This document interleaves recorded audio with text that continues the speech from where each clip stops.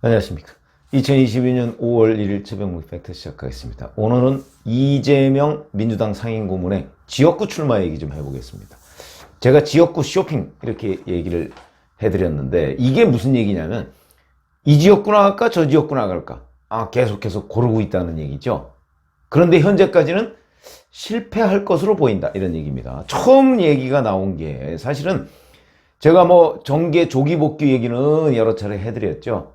왜 그러냐? 본인에 대한 수사 압박. 이거 변호사니까 누구보다 잘 알겠죠? 그러다 보니까 최근에 유동규 씨 재판에서도 벌써 그 이재명 녹음 파일 이런 것들이 나왔고요. 그러다 보니까 예정된 거는 8월 당대표 전당대회가 있습니다. 그러니까 그 당대표에 도전을 해서 일단 당과 본인을 일체화시키면 만약에 검찰이나 또는 경찰이 수사에 들어갔을 때 당에서 총력 방어를 해주겠죠. 이걸 노리는 거다. 그래서 조기 복귀. 근데 그게 8월 달이란 말이죠. 8월이면 6월 지방선거 끝나고 나서 수사에 착수해도 이게 좀 애매하고, 만약에 그 전에 경찰이나 검찰이 이재명 상임고문 지금 걸려있는 게 워낙 줄줄이 많으니까 그런 것들 중에 어떤 거 관련해서 하나를 부르기 시작하면 그러면 또 이게 다 어그러진다 이런 것 때문에 6월 지방선거 출마설이 있었고요. 근데 그거는 좀 잠잠해지더니 6월 지방선거에 이제 누군가가 출마하면 그 현역 의원 자리는 빌 거 아니겠습니까? 그러다 보니까 이것저것 간보기하고 하는 건데 그게 이재명 상임고문의 기획인 것으로 보인다. 이런 말씀을 드리는 건데, 자, 이렇게 돼 있습니다.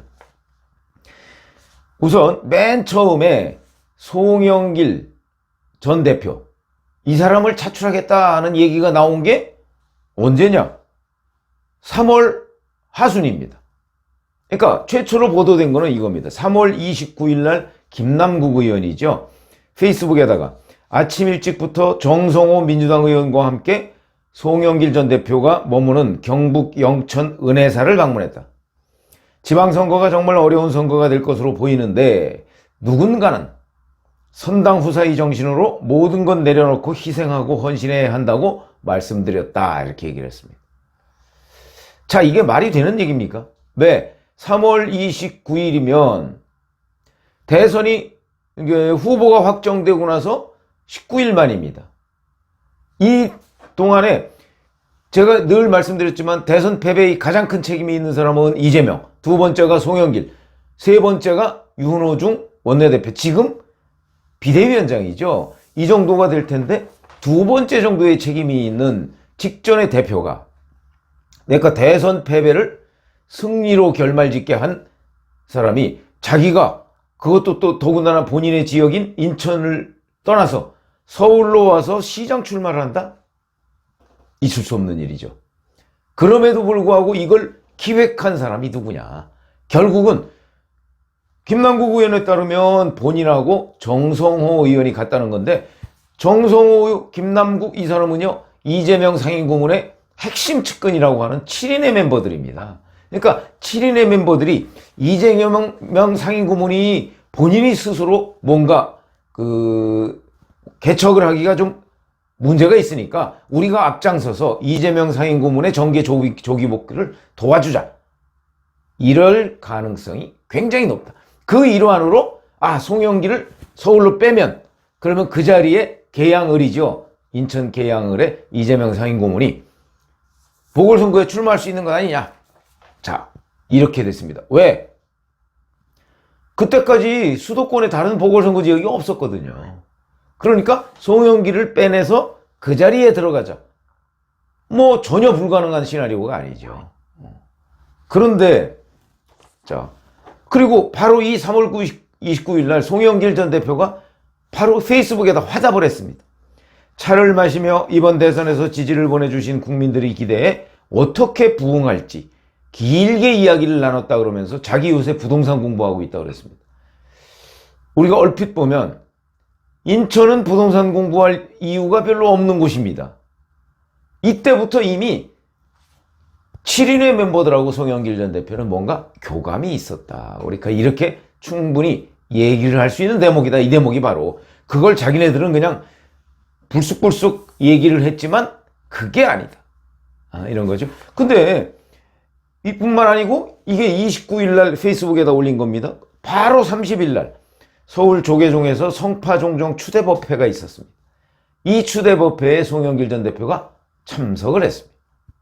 그렇죠? 이게 예사롭지 않은 대목이죠. 그러니까 결국 이때 이미 송영길 전 대표는 출마하겠다는 확신이, 그런 결심을 한 상태죠. 그건 왜? 본인은 어차피 다음 총선에 불출마한다고 했고, 그 다음에 이재명 상임고문의 보궐선거 출마기를 터주기 위해서, 그리고 그 부분을 이재명 상임고문의 최측근들인 7인회가 요청을 했기 때문에 그 요청을 받아들이는 성격으로 본인이 서울시장에 한번 도전해보겠다. 도전해서 낙선하면 그 다음 길을 모색하겠다. 이런 거 아니겠나요? 그런 걸로 보이고요. 그러니까 둘이 맞아떨어졌다라고 얘기할 수도 있지만 기본적으로는 이재명 상임고문의 첫 번째 지역구 쇼핑이었다. 그런데 이거는 이럭저럭 해서 송영길 전 대표가 나오기로 했는데 민주당에서 내부 개파 다툼으로 송영길 전 대표를 컷오프를 해버렸습니다. 그러니까 이걸 또 되살리는데 상당히 노력을 한 사람들이 바로 이재명계다. 왜? 이재명 상임고문의 쇼핑 목록에 들어가 있기 때문에, 인천 계양을이. 자, 이런 정도로 돼 있었는데 이게 이제 좀 원만치가 않다. 컷오프 되고 어쩌고저쩌고 되니까. 그러니까 바로 이 즈음에 나온 얘기가 김병욱 의원 차출설입니다. 김병욱 의원도 7인회 멤버입니다. 그러니까 7인회가 송영길 전 대표를 인천에서 뽑아다가 서울로 출마시키고 이재명 고문을 인천에 하려고 했더니 당에서 개파 대결이 있고 반발이 있고 그러니까 그건 일단 보류. 그러면 7인회 우리가 희생해야 되는 것 아니냐. 아마도 그런 공감대가 7인회 내부에 있었던 것이 아닌가. 그러니까 김병욱 경기 성남 분당 을의입니다. 마침 여기에 또 이재명 상임고문의 순회동 자택이 있습니다. 그러니까 김병욱 의원을 성남시장 후보로 뽑아 올리고 그 자리에 이재명 상임고문이 자기 자택이니까 명분이 있다. 요게 두 번째 쇼핑이다. 그런데 이렇게 생각하시면 됩니다. 이 기사가 나온 게 4월 7일입니다. 그러면 이거는 왜 갑자기 급하다 이렇게 됐을까요? 며칠 전으로 올라가 보면 4월 4일 날 경기 남부경찰청이 경기도 법인카드 유용 의혹, 횡령이죠. 이와 관련해서 경기도청하고 그다음에 계속해서 지시를 했다는 김혜경 씨의 지시를 받아서 그 7급 공무원 A씨라는 사람한테 전달하고 심부름을 시켰다는 배소연 씨 집을 압수수색을 했습니다. 그러니까 이재명 상임고문 측에서 올 것이 왔다. 야, 인천 계양을 송영길 전 대표 이런 거 기다릴 거 없이 그냥 우리가 여기서 해결하자. 이랬을 가능성이 있다. 그게 4월 4일이고요. 분당을 김병욱 의원 차출설이 나온 게 4월 7일입니다. 얼마나 급박해 돌아갔는가 하는 것을 우리가 미루어 짐작할 수 있는 대목이다. 그래서 이제 김병욱 의원한테 저는 압박을 넣었다고 봅니다. 네가 주군을 위해서 희생을 해라. 이런 거 아니겠습니까? 그렇게 돼서 이 7인의 멤버라고 그랬었죠. 그런데 우리 잘 생각해 보시면 지역구 국회의원이 그 직을 버리고 기초자치단체장에 나간 경우 제 기억에는 없습니다. 그런 걸 보면 처음부터 무리수였던 거죠, 이게. 더군다나 그 분당 을지역은요, 지난 대선에서 이재명 후보가 윤석열 후보한테 무려 한 10여 포인트 정도 진 곳입니다. 왜 그러냐? 분당갑에 대장동이 있거든요. 그래서 대장동의 여파로 상당히 진 곳인데 그곳에 출마를 한다? 그런데 이런 움직임이 있자마자 이준석 국민의힘 대표가 출마하면 우리 저격수를 대기시켜 놓고 있다.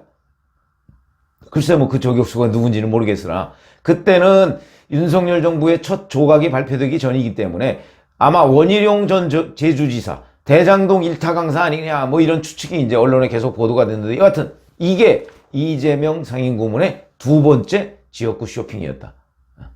그래서 여기를 계속 나가려고 하는데 워낙 이게 그 지역 자체가 분당을이 그 지난 대선에서 윤석열 당선인한테 많이 졌고, 그 다음에 이런저런 게 더군다나 저격수 그러면 정말 거기에 원희룡 전 제주지사나 뭐 대장동 저격수가 나왔을 경우에 당선을 장담할 수가 없다. 아마 이런 판단에서 두 번째 쇼핑도 접은 것 아닌가. 왜냐면 김병욱 의원이 본인의 출마설이 나왔을 때 기자하고 통화한 기록이 있습니다. 제가 4월 7일 날 첫 보도가 있다고 그랬죠. 그런데 기자하고 통화해서 이렇게 얘기했습니다.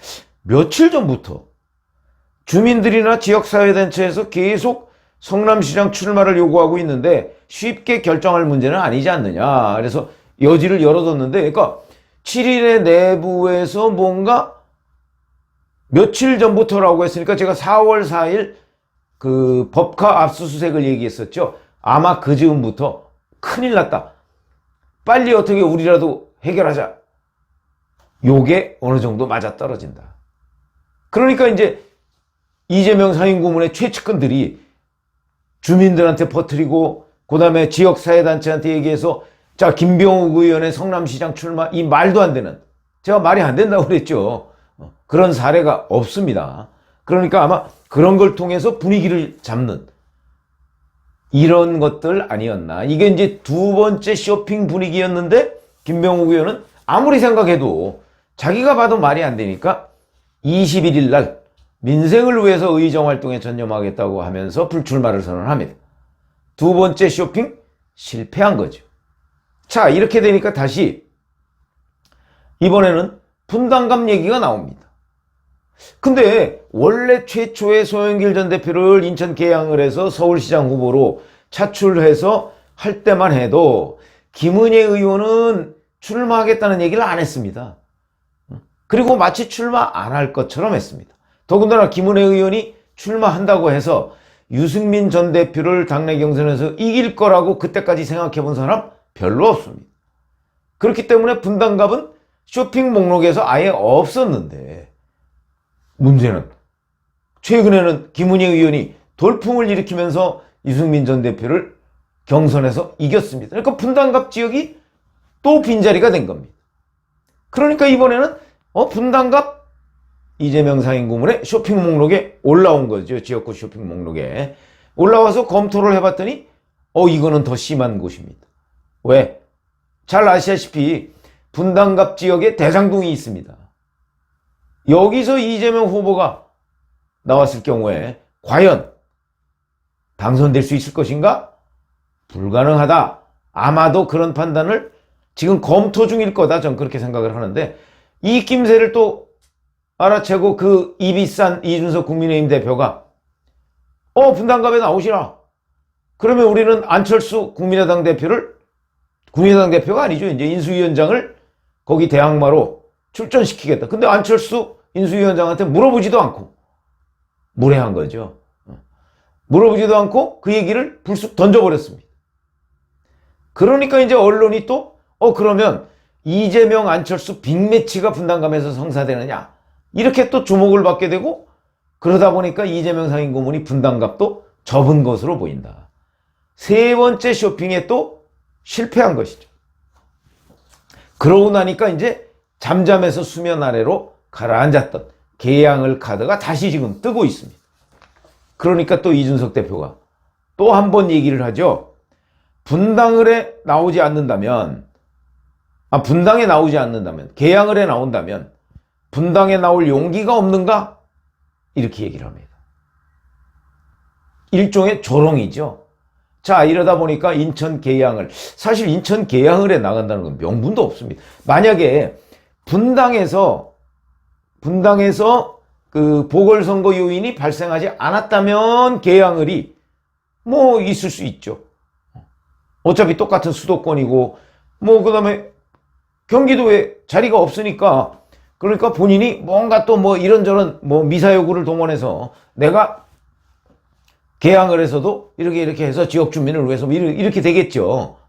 그런데 분당갑에 자기가 사는 순회동 집 바로 옆에 보궐선거 자리가 났는데 그걸 피해서 계양을로 간다? 생각을 해보세요. 계양을 지역 구민은 뭐라고 생각할까요? 아니 저는 개항을로 가도 이재명 고문이 당선될 수 있을 거라고 생각합니다. 왜? 지난 총선 때 2년 전 총선 때 보면 개항을 해서 송영길 전 대표가 58.7%라는 압도적 지지율로 당선이 됐습니다. 당시 미래통합당 윤형원 후보라고 있는데 38.7%입니다. 20%포인트 차이로 이겼습니다. 압도적인 곳이죠. 여기는 정말 민주당에는 지형이 좋은 곳입니다. 그러니까 여기에 이재명 상임고문이 공천을 받아서 간다? 뭐 전략 공천이겠지만 받아서 간다? 당선될 가능성이 높다. 저는 이렇게 봅니다. 그러나 조롱의 대상이 되겠죠. 왜냐면 분당에 자리가 있는데 거기는 떨어질 것 같으니까. 그래서 한번 분당을 봤습니다. 분당갑. 김은혜 의원이 50.1%, 김병관 후보가 49.3%. 김은혜 의원이 이기긴 했지만 1128표 차입니다. 정말 가까스로 이겼습니다. 그런데 김병관 후보가 현역 의원일 때입니다. 현역 의원을 김은혜라는 정치 신인이 누른 곳입니다. 지난번에 무려 180석 가까운 그 일종의 민주당이 거의 뭐 싹쓸이 하다시피 한 경기도에서 그 신예 김은혜가 현역 의원을 누른 곳이다. 현역 민주당을 누른 곳이다. 그만큼 이 분당갑은 국민의힘, 당시 미래통합당이죠. 미래통합당의 텃밭입니다. 그래서 미래통합당 의원들 사이에서는 천당 밑에 분당 이런 얘기가 있는 거 아닙니까? 그 정도로 여기가 국민의힘의 텃밭이다. 비록 지난 2년 전에 가까스로 김은혜 의원이 뭐 그런 천당 같은 곳에서도 하여튼 당선이 되긴 했지만 기본적으로 여기는 국민의힘 텃밭이기 때문에 여기에 섣불리 더군다나 대장동이 있는데 이재명 후보가 나오기는 좀 껄끄러운 거죠. 그러니까 여기를 피하고 개항을 해 나간다? 당선은 되겠지만 조롱의 대상이 된다. 이런 관점에서 본다면 이게 이제 세 번째 쇼핑을 실패하고요. 네 번째는 옛날에 실패했던 걸 다시 끄집어냈는데 이것도 또 여의치 않다. 이렇게 생각을 합니다. 자, 그러면 이재명 고문은 어떻게 결정을 할까요? 뭐 그거는 뭐 잘 모르지요.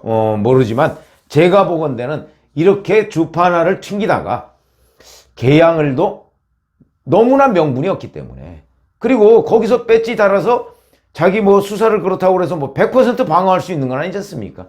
오히려 두고두고 조롱 대상이 될 가능성이 있다. 분당 김은혜 의원 지역이 빈자리가 됐는데 그걸 피하고 인천으로 튀었다. 이런 것이 끝까지 조롱 대상이 될 것이기 때문에 아마 이번 쇼핑도 또 접어야 할 운명이 아닌가, 이렇게 생각을 합니다. 고맙습니다.